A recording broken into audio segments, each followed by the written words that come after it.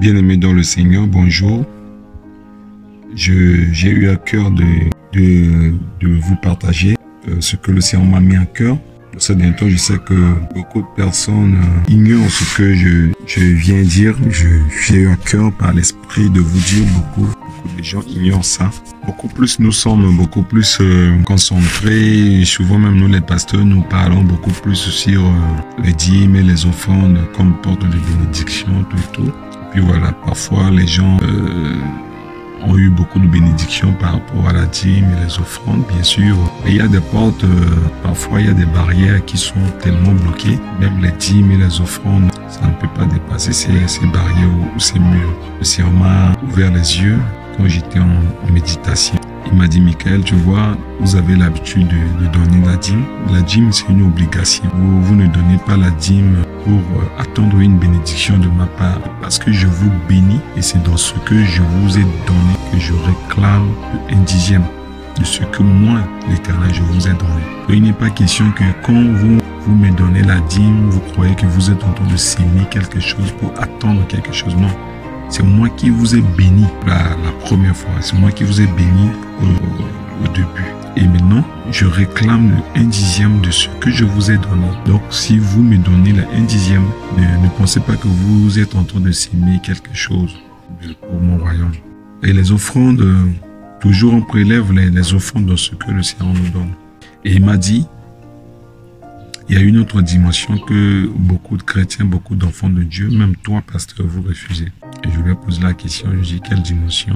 Il me dit, il y a une clé universelle que j'ai réservée à tout le monde. Cette clé qui ouvre toutes sortes de portes, portes de fécondité, portes de guérison, de délivrance, même portes des cieux. C'est une clé qui ouvre toutes sortes de portes. Et la conversation entre moi et l'esprit commence à être très nourrie. Et je lui ai posé la question, j'étais vraiment curieux de connaître et de savoir cette clé. Et voilà, le Saint-Esprit va me dire que la clé, c'est le sacrifice. La clé, c'est le sacrifice. Il y a plusieurs exemples dans la Bible. Il y a ce jeune homme riche qui était venu voir Jésus pour lui demander qu'est-ce qu'il doit faire pour hériter le royaume des cieux. Jésus lui a dit qu'il faut qu'il respecte les commandements. Il a cité les commandements parce qu'il a dit depuis mon enfance, c'est ce que je fais. Et voilà, soudain, Jésus va maintenant lui prendre la clé universelle qui est le sacrifice. Il va vendre tout ce que tu as, partage-les aux pauvres, viens sur moi. Et là, il a refusé cette clé.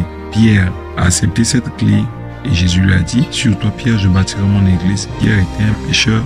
La pêche était tout pour Pierre. Jésus, lorsqu'il a rencontré Jésus, il lui a dit, à partir d'aujourd'hui, tu n'es plus pêcheur des poissons, mais tu es maintenant pêcheur d'hommes. Et il a accepté d'accepter sa pêche pour suivre Jésus. Lévi a accepté d'abandonner l'impôt pour suivre Jésus. Il y avait la femme qui était venue avec un flacon de parfum qui coûtait cher. J'aimerais dire rapidement à quelqu'un que à l'époque, les gens gardaient beaucoup plus leur argent dans des biens précieux. Par exemple, ils peuvent garder dans des chaînettes en or, des bijoux en or, tout aussi dans des parfums. C'était un parfum coûteux parce que même les disciples sont en train de dire dans leur cœur que voilà, pourquoi pas elle donne le parfum là, on met l'argent dans la caisse. C'était toutes ces économies qu'elle a versées sur le pied de Jésus. Donc elle était rentrée dans la dimension de sacrifice. C'était pas une offrande, c'était un sacrifice. Et directement Jésus a dit, tes péchés sont pardonnés. Il y avait la femme qui avait, pendant que les gens sont en train de donner beaucoup d'argent à Dieu, elle avait amené seulement 5 francs. 1 franc, je crois. Et c'est tout ce qu'elle a.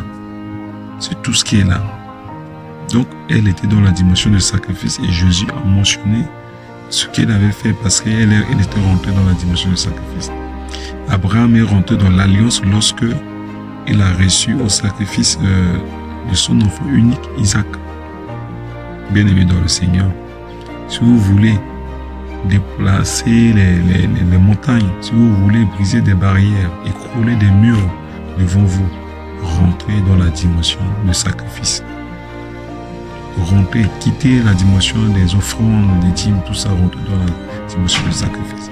Tu peux sacrifier ta vie pour le Seigneur.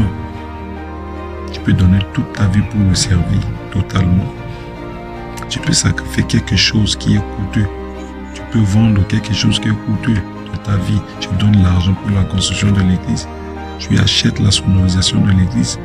Tu peux vendre ton terrain, tu prends l'argent, tu achètes la sonorisation de l'église. Tu peux prendre l'argent où tu as gardé pour acheter un terrain, construire ta maison. Tu donnes, tu dis, on construit d'abord la maison de Dieu.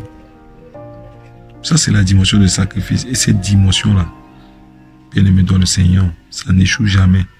Ça ouvre toutes sortes de portes.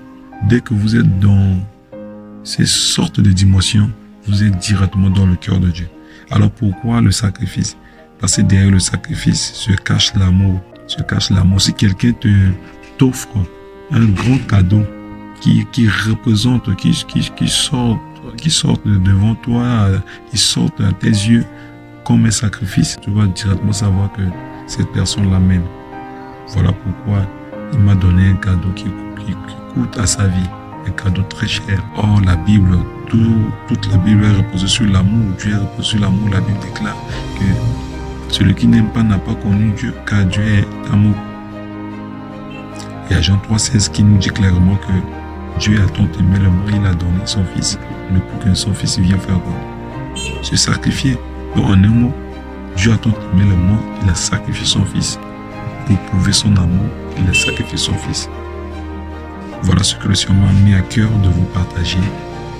Quitter des petites dimensions, les bébés spirituels, les offrandes, les dîmes, etc. pour rentrer dans la dimension du sacrifice. Et vous allez briser toute barrière, les murs